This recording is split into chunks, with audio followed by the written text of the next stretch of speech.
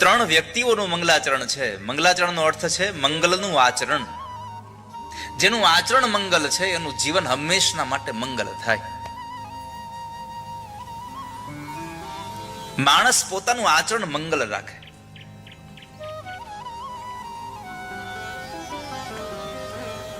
તો એ મંગલાચરણ ત્રણ વ્યક્તિઓ ત્રણ વાર. આપણને થાય કે એક વખત મંગલાચરણની વાત કરી હોત તો ન ચાલે, આ ત્રણના મંગલાચરણની વાત કરીશું કામ? એનું કારણ એ છે, આપણને સંદેશો આપ્યો છે. ત્રણ વખતનું મંગલાચરણ એટલે કે એનો ઉપદેશ એ છે કે માણસે દિવસમાં 3 વખત મંગલાચરણ કરવું જોઈએ. સવારે ઉઠો ત્યારે, બપોરના જમવા બેસો ત્યારે અને સાંજે સુવા પડો ત્યારે. સવારમાં ઉઠો એટલે સીધો જ ભગવાનનો હાથ આમ જુઓ, જમણો હાથ જોઈ અને પરમાત્માને પ્રાર્થના કરવી. કરાગ્રે વસતે લક્ષ્મી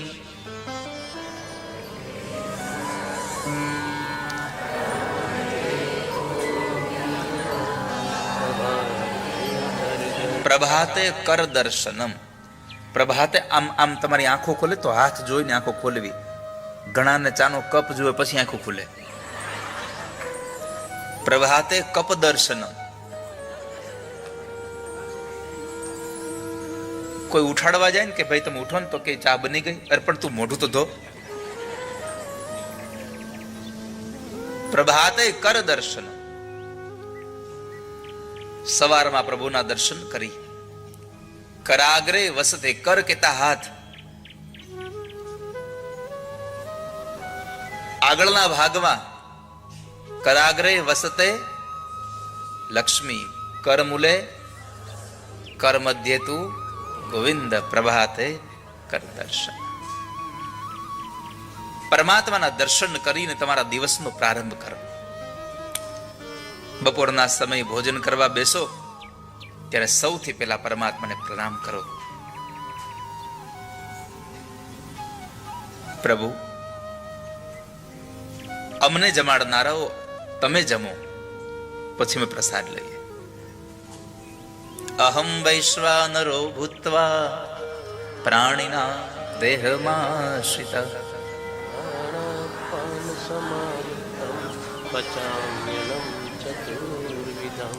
અમારી અંદર ગયેલો પ્રસાદ, અમારી અંદર ગયેલું એ અનાજને પચાવનારા અમે તમને પ્રણામ કરીએ છીએ.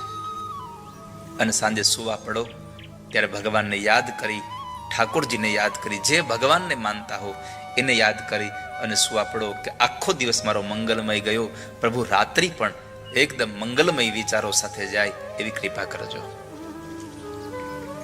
3 વખત પરમાત્માનું દિવસમાં ભજન થવું જોઈએ. 3 અવસ્થામાં ભજન થવું જોઈએ. બાલ્ય અવસ્થામાં, યુવાની અવસ્થામાં અને વૃદ્ધાવસ્થામાં.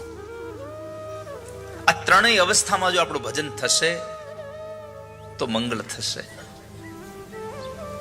તો 3 અવસ્થામાં ભગવાનનું ભજન થાય. એટલા માટે 3 વખત મંગલાચરણની વાત બતાવી. તો મંગલાચરણમાં પરમાત્માને વંદન કર્યા. સચ્ચિદાનંદ રૂપાય વિશ્વોત્પત્યાદિ હેતવે તાપત્રય વિનાશાય શ્રી કૃષ્ણાય વયમ નુમઃ. હે ભગવાન, સતચિત અને આનંદ સ્વરૂપ પ્રભુ, અમે તમને પ્રણામ કરીએ છીએ. શ્લોકને 4 ભાગમાં વેચો છે. પૂર્વાર્ધ ભાગને 2 ભાગમાં, ઉત્તરાર્ધ ભાગને 2 ભાગમાં. પૂર્વાર્ધના 2 ભાગમાં પહેલો ભાગ એ પરમાત્માના સ્વરૂપનું દર્શન છે. પરમાત્મા કેવા છે તો કહે છે આનંદમય. પ્રભુની કથા જુઓ તો આનંદમય લાગે તમને. ભગવાનની કથામાં જાઓ તો તમને આનંદની પ્રાપ્તિ થાય. સચ્ચિત અને આનંદ સ્વરૂપ પરમાત્મા. બીજું, પરમાત્માનું સામર્થ્ય સારું છે. કેટલું સામર્થ્ય છે? તો કહે છે વિશ્વોત્પત્ત્યાદિ હેતવે. આ સંસારની ઉત્પત્તિ પરમાત્મા કરે છે, સંસારને ચલાવે છે ભગવાન. સંસારનો નાશ પણ પરમાત્મા કરે છે. ઉત્પત્તિ, સ્થિતિ અને લય જેના હાથમાં છે એને અમે પ્રણામ કરીએ છીએ. આ પંક્તિને સાંભળ્યા પછી આપણે વિચારવું જોઈએ કે આ સંસારમાં આપણે કશું કરતા નથી, પ્રભુ કરે છે. પણ ઘણા લોકોને એમ થાય કે આ બધું હું જ કરું છું.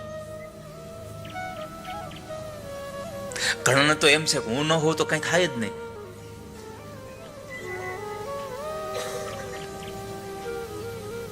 મારા વગર કશું ન થાય. યાદ રાખજો, આ સંસારમાં તમે નહોતા ત્યારે આ સંસાર ચાલતો હતો, તમે છો તોય સંસાર ચાલે છે, અને તમે નહીં હોવ ત્યારે પણ સંસાર ચાલવાનો છે. કેમ? આ બધું પરમાત્મા ચલાવે છે. આ સૃષ્ટિને સર્જન ભગવાન કરે છે.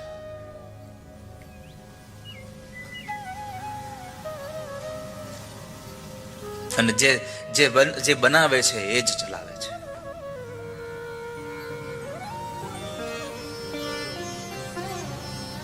આપણે તો નાહકના બધા એમ લાગી પડ્યા છીએ, આ બધું અમે કરીએ છીએ. વિશ્વોત્પત્ત્યાદિ હેતવે. સૃષ્ટિનું સર્જન ભગવાન કરે, પાલન ભગવાન કરે, નાશ ભગવાન કરે, છતાં પણ ક્યાંય પરમાત્મા નિમિત્ત નહીં. નિમિત્તમાં આપણે બધા. રચા હે સૃષ્ટિ को जिस प्रभु ने, वही ये सृष्टि चला रहा है. रचा है सृष्टि को जिस प्रभु ने, वही ये सृष्टि चला रहा है. रचा है सृष्टि को जिस प्रभु ने, वही ये सृष्टि चला रहा है.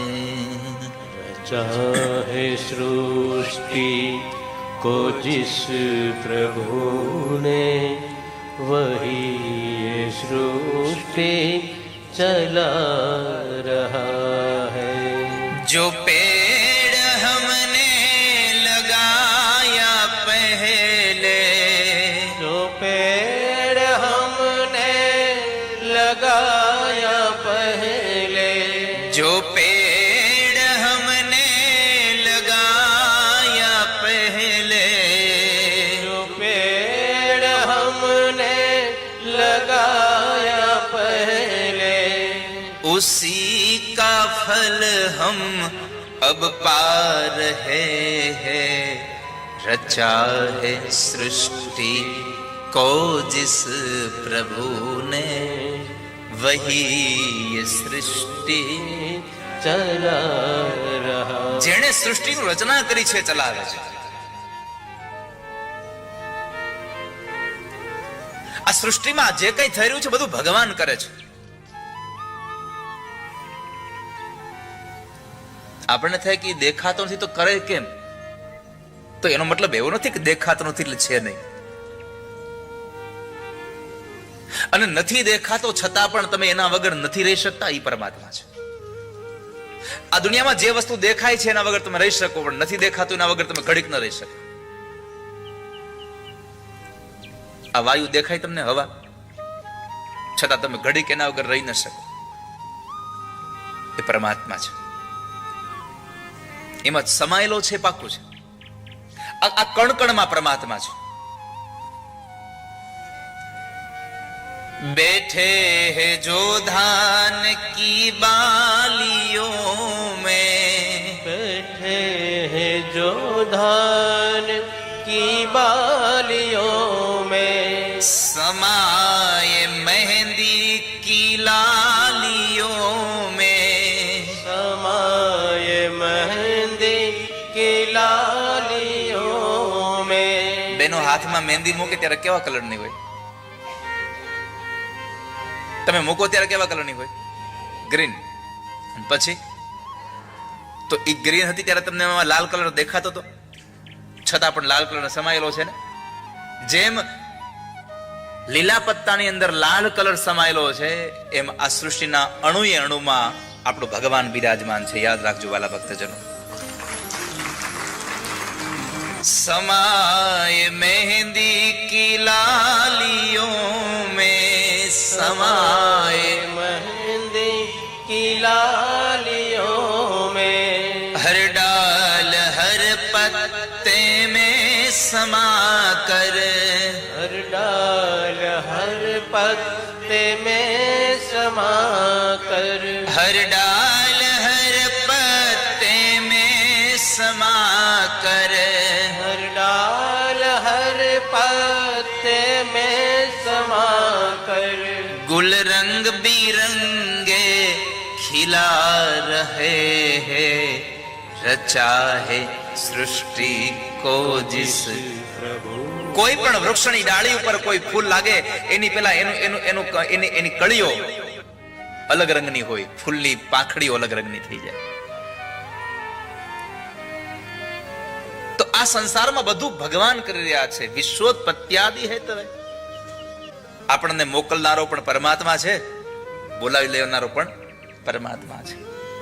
जिन्होंने भेजा जगत में जाना, जिन्होंने भेजा जगत में आना, तय कर दिया लौट के फिर से आना, तय कर दिया लौट के फिर से आना, जो भेजने वाला है यहाँ पर, जो भेजने वाला है यहाँ पे, वही तो वापस बुला रहा है, रचा है सृष्टि को जिस प्रभु ने, वही ये सृष्टि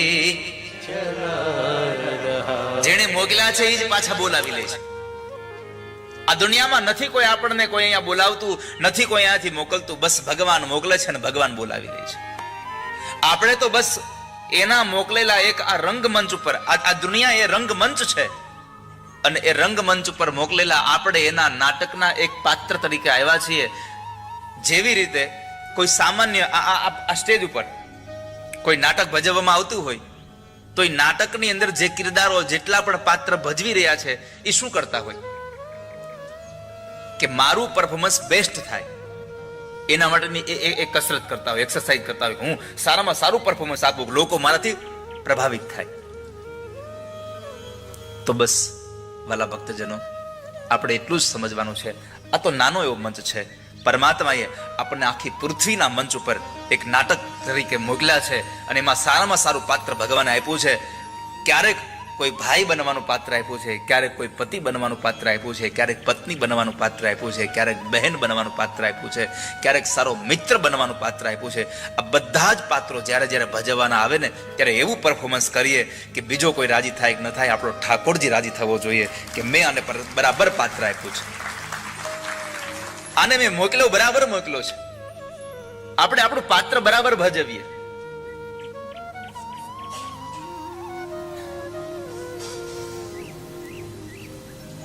તો જે પરમાત્મા આપણને મોકલે છે, પરમાત્મા ફરી પાછા અહીંયાથી બોલાવી દે છે.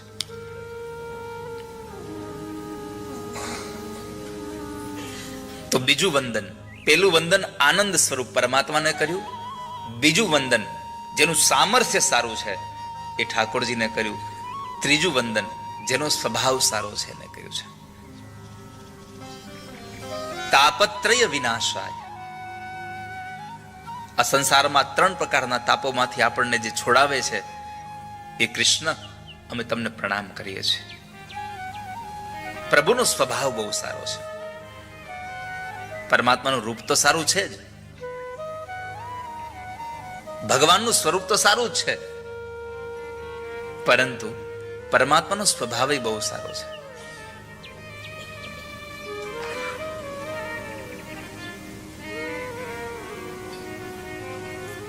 પરમાત્માનો સ્વભાવ કેટલો સારો કે દુનિયાનો કોઈ પણ માણસ ભગવાન પાસે જાય તો પરમાત્માની બધી ઈચ્છાઓને સંપન્ન કરે.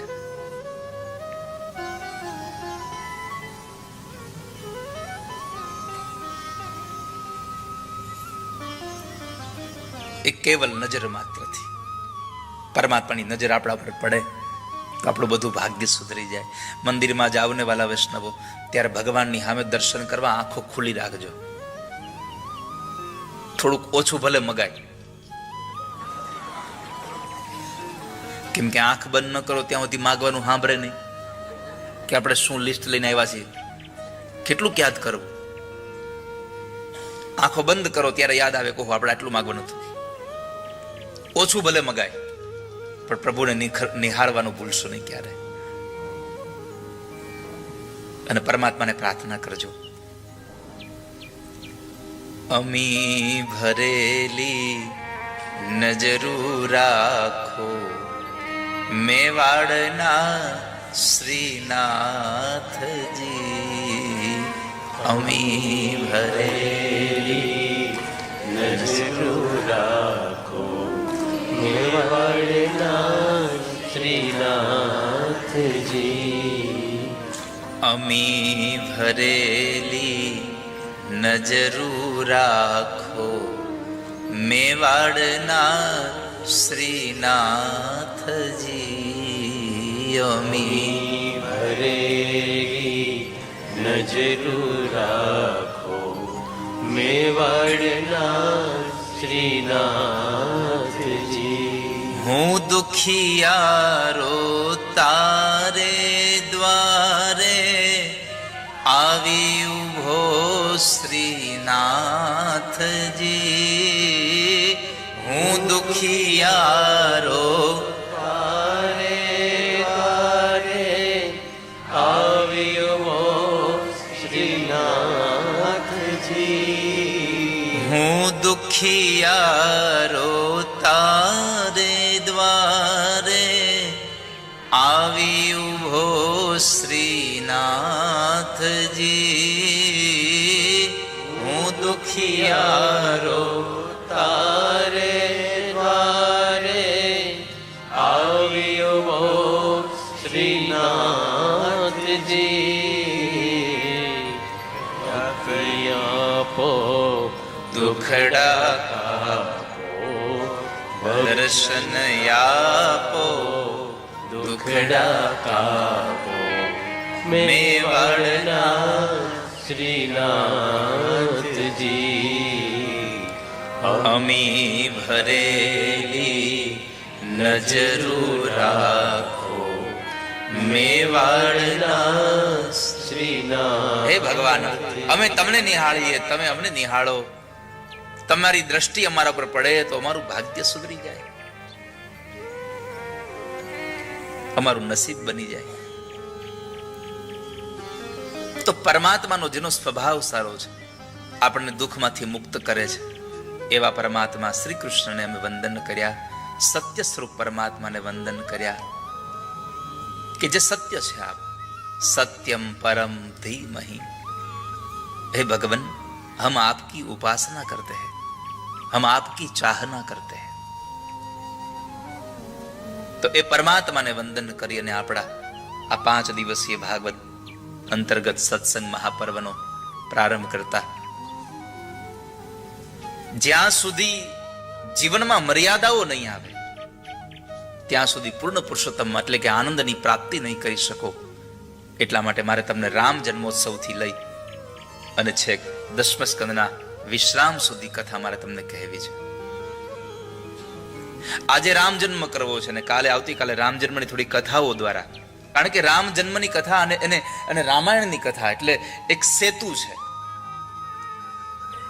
મનુષ્ય જીવનમાં રામચરિત માનસ કેટલું ઉપયોગી છે.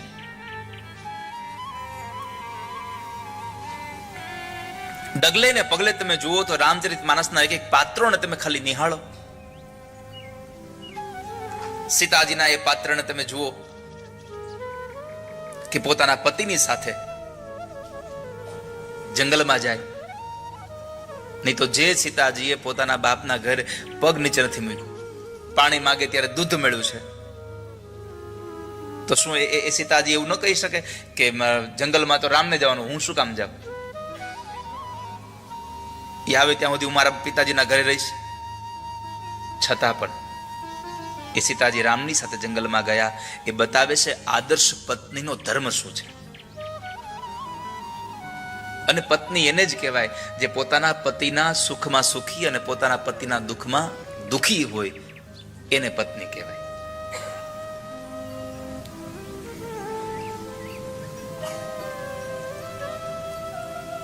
તો જીવનમાં આપણને મર્યાદાઓ શીખડાવે રામચરિત માનસ, આપણને વિવેક શીખડાવે રામચરિત માનસ, આપણને વૈરાગ્યનો ઉપદેશ આપે રામચરિત માનસ, આપણને સદવિચારોની એક ગાથા આપે રામચરિત માનસ. સેવા કોને કહેવાય એનો એક સંદેશો એટલે હનુમાનજી મહારાજ. દાસ કોને કહેવાય? હનુમાનજી મહારાજ. આવા અનેક સંદેશાઓથી સભર એવી કથા એટલે રામચરિત માનસ. અને એ રામચરિત માનસમાં પ્રવેશ કરાવતા રામાયણમાં પ્રવેશ કરીએ.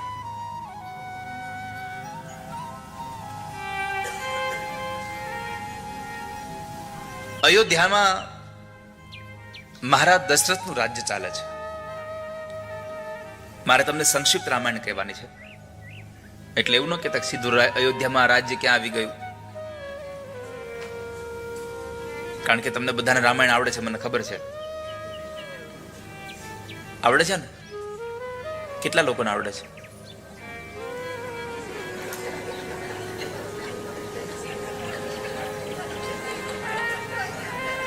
કોઈ નથી આવડતી? એટલે હું તો ભગવાન રામની રામાયણની વાત કરું, તમે સમજો એ વાતની વાત નથી કરતો. એ તો બધાને આવડતી જ હોય. એમાં તો ઘણા આમ તમે જુઓ તો ગુરુના ગુરુ હોય પાછા. અમુક ને રામાયણ એટલી આવડતી હોય.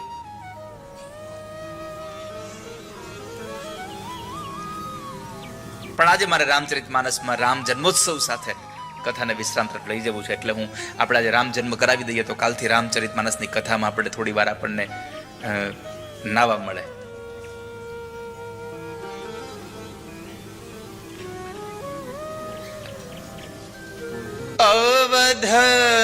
અવધપુરી રઘુકુલમ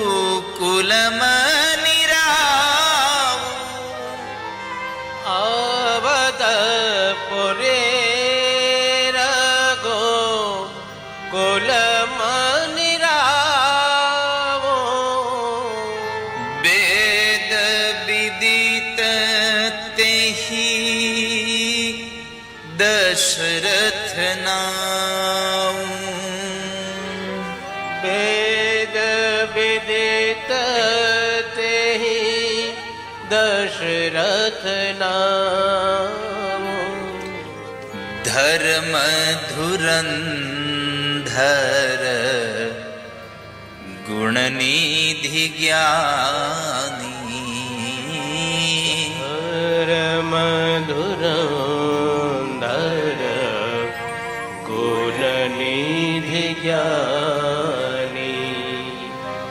હૃદય ભગતિ મતિ સારંગ પાની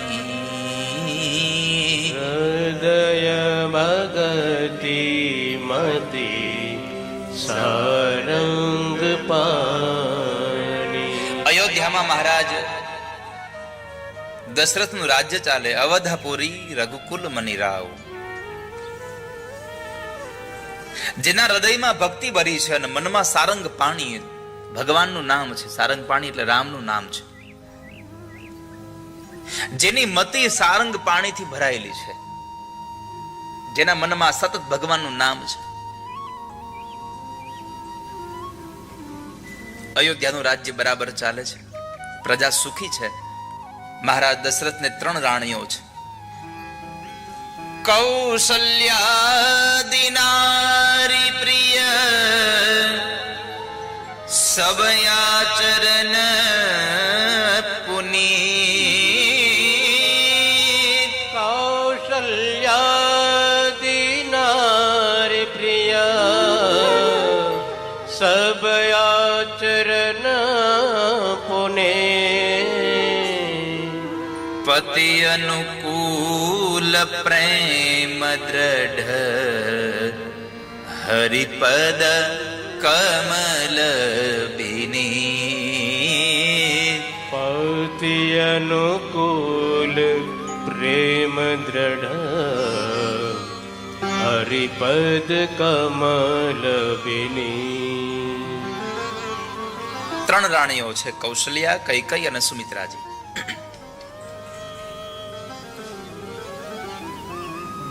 રાજ્યને ઘણા વર્ષો વીતી ગયા,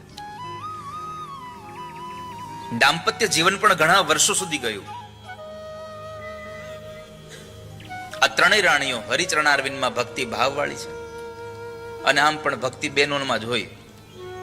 તમે જુઓ, ઘરમાં વધારે પડતા દિયાબત્તી બહેનો જ કરતા હોય. અમારે સવારના દિયાબત્તી થઈ જાય પછી ઉઠવાનું હોય, સાંજના દિયાબત્તી થઈ જાય પછી ઘરે આવવાનું હોય.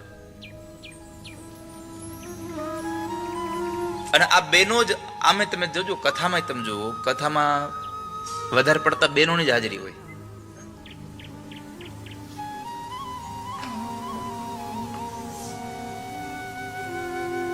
નહીં તો અહીંયા જેટલા બહેનો ફ્રી છે અત્યારે, એટલા જ ભાઈઓ ઘરે ફ્રી છે. નિવૃત્ત છે જ ને, નથી? એને શું કીધું ખબર? તમે 2 દી જાઓ, 2 દી પછી જામે પછી આવશું. મને એ જ ન સમજાય. લોકો એવું હોત કથામાં કે 2 દી જવા દો, 2 દી પછી જામે પછી જાઉં. અરે હું આ દહીં મેળવવાનું છે?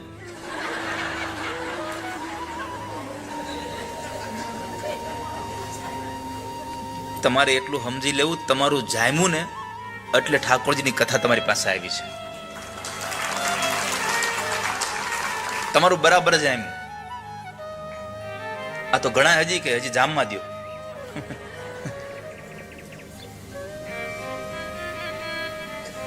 વાલા ભક્તજનો, જ્યારે જ્યારે કથા મળે ને ત્યારે જેટલો મળેલો લાભ લઈ લેજો. અને જ્યારે કથા આવે, એમાં 5 દિવસની કથા હોય તો આપણે તો પહેલા જ દિવસે પહોંચી જવું, કારણ કે કાલની કઈ ખબર જ નથી. આવતીકાલે કામે આવી જાય. આજનો લાવો લીજીએ ભાઈ, કાલનું કાચું હોય જો. આજનો લાવો લીજીએ ભાઈ, કાલનું કાચું હોય જો. આજનો લાભ લઈ લો, કાલની ખબર નથી કાંઈ. કાલ કોની દીઠી છે, કાલની ખબર નથી. તો ભગવાનના ચરણારવિંદમાં ભક્તિ ભાવ રાખવા વાળી 3 રાણીઓ છે.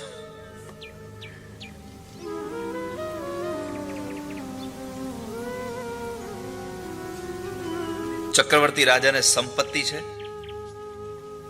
સન્મતિ છે, સત્તા છે. મહારાજ દશરથ પાસે 3 વસ્તુ છે. સંપત્તિ છે, સન્મતિ પણ છે, અને સાથે સાથે સત્તા પણ છે. પણ એક વાતનો અભાવ છે, સંતાન નથી. સંપત્તિ હોય, સન્મતિ હોય, સત્તા હોય, પણ સંતતિ ન હોય તો માણસ સુખ ન પામે. સંતાન વગરનું ગમે તેટલું સુખ તમારા ઘરમાં હોય, પણ એ સુખ તમને કાંટાની જેમ વાગ્યા કરે. બધું છે, બધું. અને આમ પણ આપણે અમુક વસ્તુનો અભાવ જ આપણને દુઃખી કર્યા કરે છે. જમવાની થાળીમાં 32 ભાતના પકવાન પીરસે અને એક પાપડ ન આપે તો પાપડ ન આપ્યાનું દુઃખ લાગે આપણને. પાપડ ના આપ્યો.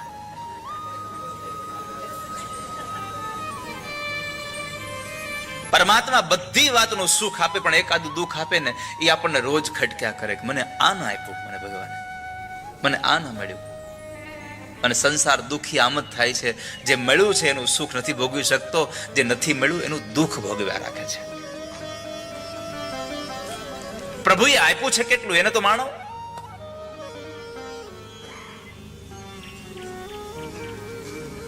સંતતિ સંપત્તિ આ બંને હોય તો આપણને સુખ મળે. જરૂરી નથી હો કે સંતતિ થાય તો જ સુખ મળે. ક્યારેક ક્યારેક સંતાનો પણ એવા થાય કે આપણને એમ થાય કે આના કરતા ન હોય સારું. તો મહારાજ પાસે સંપત્તિ પણ ચક્રવર્તી રાજા પાસે છે, દશરથ પાસે સન્મતિ પણ છે અને સત્તા પણ છે, પણ સંતાન નથી, દુખી થયા છે.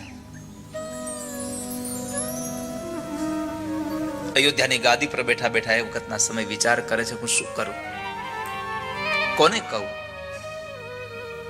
ક્યાં જઈને મારું આ દુઃખને હું વ્યક્ત કરું કે જેથી કરીને મને આ મારું સુખ પ્રાપ્ત થાય.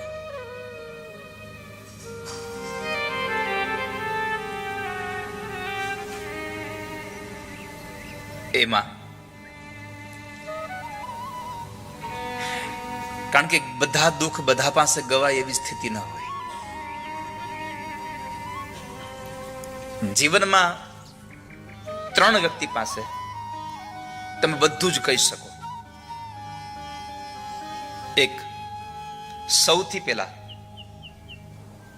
તમારા ગુરુ પાસે તમે બધું કહી શકો. બીજું, જીવનમાં એક એવો મિત્ર રાખો જેની પાસે તમે ખુલીને બધું કહી શકો. અને ત્રીજું, તમારી પત્ની, આની પાસે બધી વાતો કરી દેવી. આ 3 વ્યક્તિ એવા છે કે જેની પાસે તમે ખુલીને રહી શકો.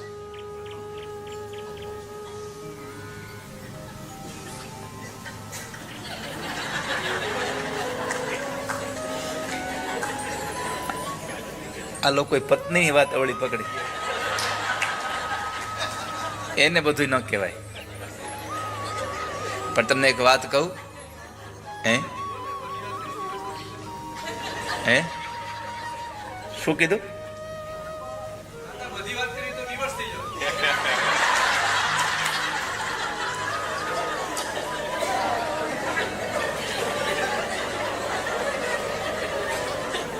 ક્યાંથી ક્યાં લઈ ગયા બોલો.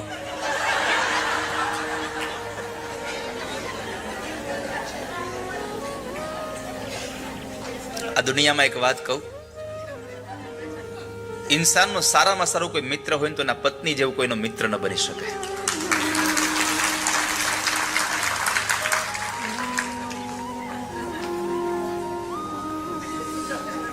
પોતાના પતિની વાતોને સમજી શકાય.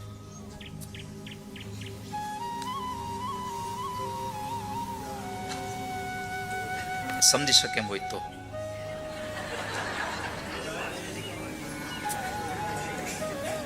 પણ એવા સમયે મહારાજ દશરથને વિચાર આવ્યો, હું કોની પાસે જાઉં?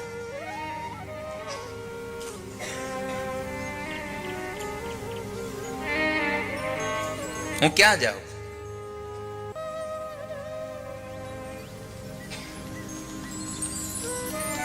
લાવ, ગુરુદેવની પાસે જઈને વાત કરું એને. કારણ કે રાજગાદી પર બેઠા હતા અને વિચાર આવ્યો કે હું અહીંયાથી જઈશ પછી મારી આ અયોધ્યાની ગાદી સ્વામનમ પડી રહેશે, આનો વારસદાર નહીં આવે.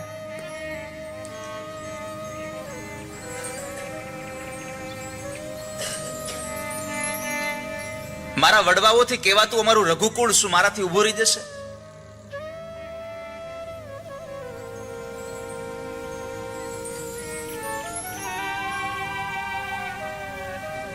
હું શું કરું? ખૂબ વિચારો કર્યા પછી નક્કી કર્યું,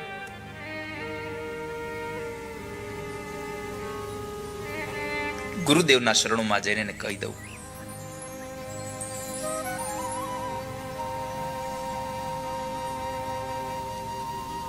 એક બાર ભૂપતિ મન માઈ, એક બાર ભૂપતિ મન માહી, ભઈ ગલાની મોરે સૂત નાહી,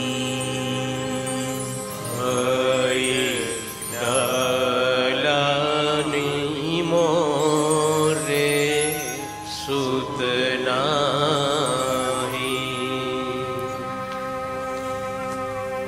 મનમાં એવો હૃદયમાં એક ભાવ થયો કે મારે સંતાન નથી, હું શું કરું? અંતે નિર્ણય કર્યો ગુરુવાસ જવાનો.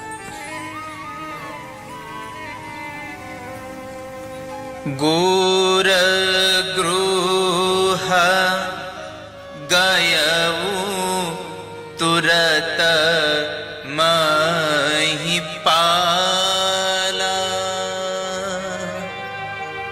ગુર ગૃહ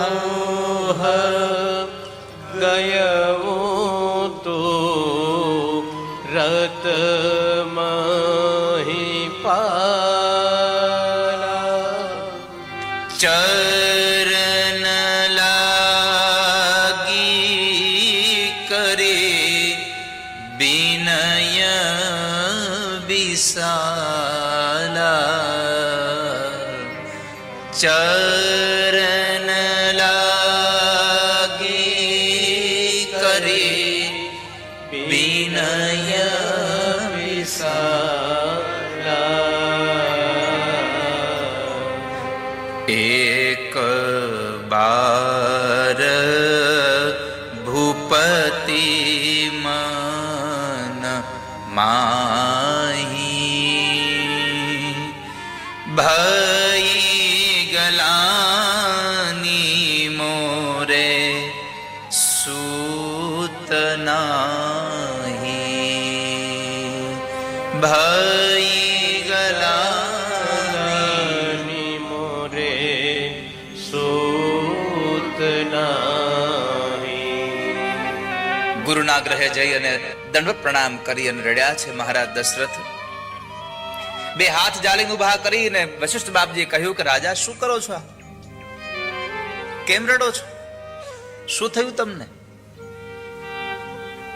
ભગવાન, તમારા આશીર્વાદથી બધું જ સુખ છે, સંપત્તિ છે, સન્મતિ છે, સત્તા છે, પણ બાપજી મારી અયોધ્યાનો વારસદાર નથી કોઈ. શેર માટીની ખોટ છે, સંતાન નથી. શું કરું હું? મારી અયોધ્યાની ગાદીનો વારસદાર નહીં આવે? અને ત્યારે વશિષ્ઠ મહારાજે કહ્યું છે, ધરહું ધીર હોય હે સૂત ચારી, ત્રિભુવન વિદિત ભગત ભય હારી, ધરહું ધીર હોય હે સૂત ચારી, ત્રિભુવન વિદિત ભગત ભય હારી. હે રાજા, તમે ધીરજ રાખો. તમારે ત્યાં એક નહીં 4 દીકરાઓ થશે, અને એ પણ સામાન્ય નહીં. ત્રિભુવન વિદિત ભગત ભય હારી. જોયું તમે શું કહ્યું અહીંયા વશિષ્ઠ મહારાજે?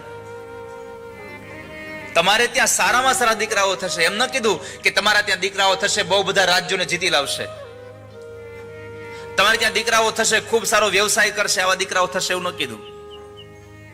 ભક્તોના ભયને દૂર કરે એવા દીકરાઓ તમારે ત્યાં થશે. ભગત ભય હારી. માટે તમે ધીરજ રાખો, પણ તમારે એક કામ કરવું પડશે. કહો બાપજી, જે કહો તે કરવા તૈયાર છું. તમે પુત્ર કામેષ્ટી યજ્ઞ કરાવો. અને વશિષ્ઠ મહારાજના કહેવા અનુસાર દશરથ મહારાજે શૃંગી ઋષિને બોલાવી, વશિષ્ઠ બાપજીને બોલાવી અને પુત્ર કામેષ્ટી યજ્ઞ કરાવ્યો. ભગતિ સહિત મુનિયાહુતિ દીન હૈ, ભગતિ સહિત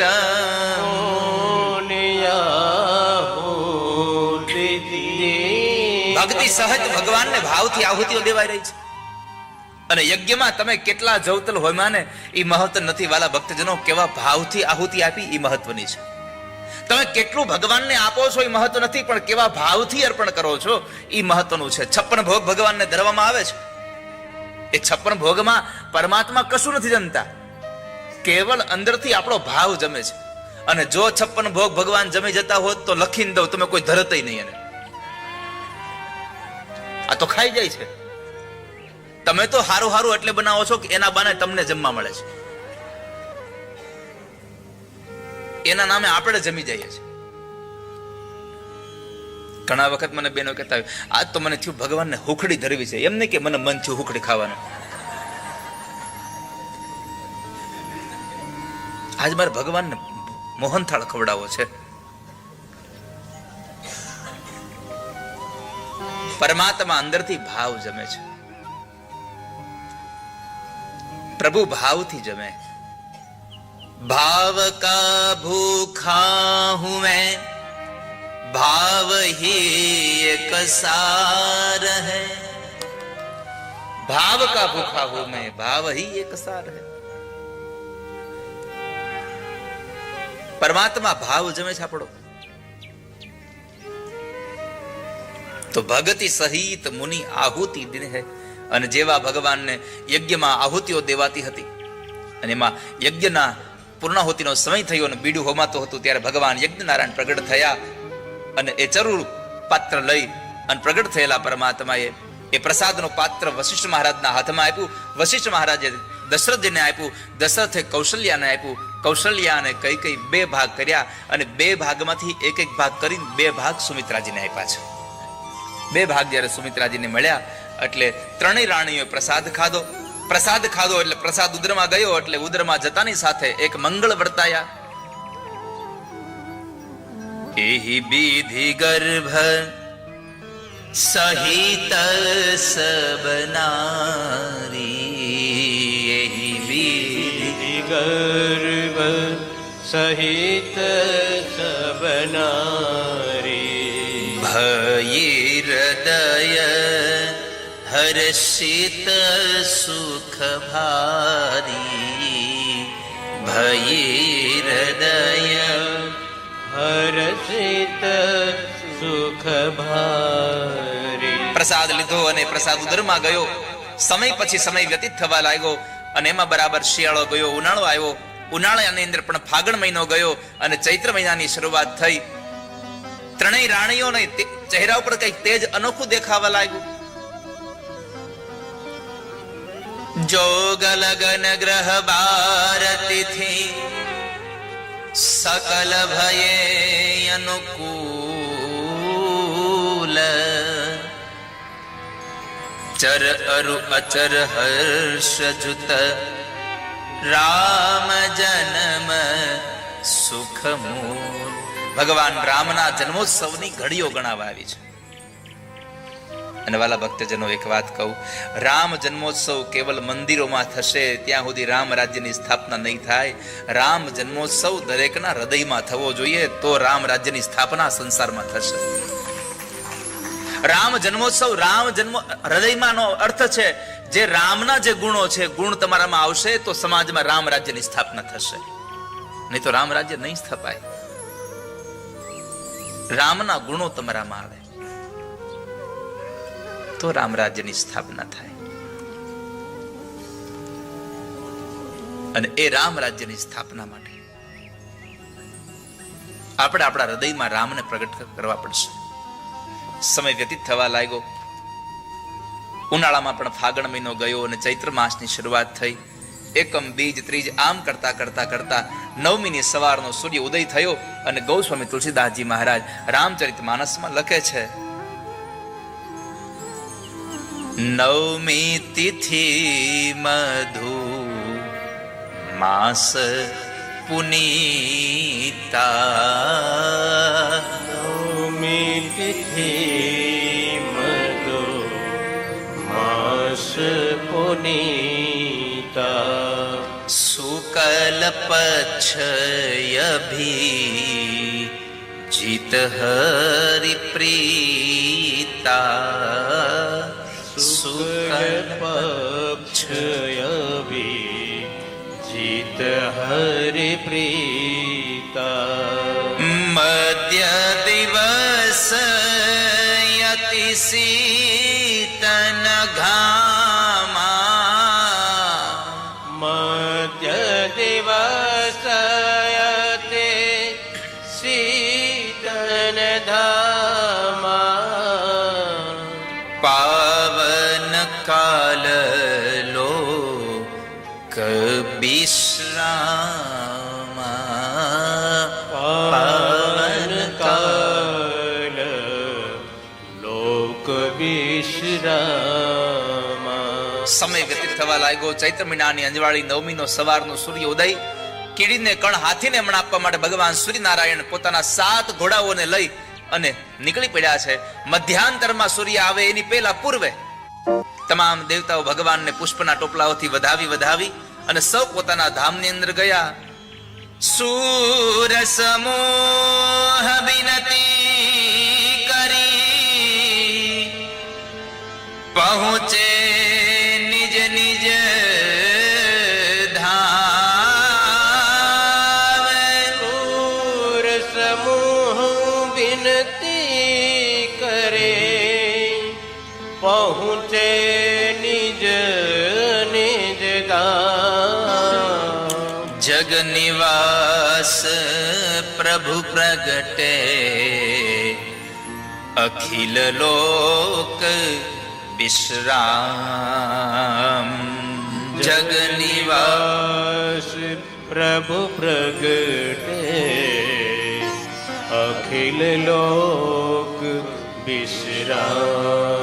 ભગવાન પ્રગટ થયા જ્યારે લોકો બધા જ પોતાની છાવણીમાં હોય, બધા જ પક્ષીઓ પોતાના માળામાં હોય, આવા સમયે પરમાત્મા પ્રગટ થયા છે. અને એવા સમયે માં કૌશલ્યના ઓરડાની અંદર ભગવાન ચતુર્ભુજ નારાયણ પ્રગટ થયા છે.